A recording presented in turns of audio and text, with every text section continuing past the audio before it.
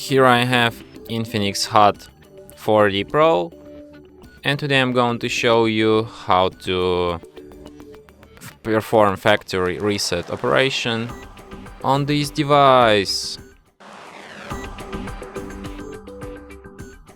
So to do this, firstly you should open settings, then you should go to system section and go to reset phone, erase all data, and then once again, and after that device will be restarted in like a minute or something.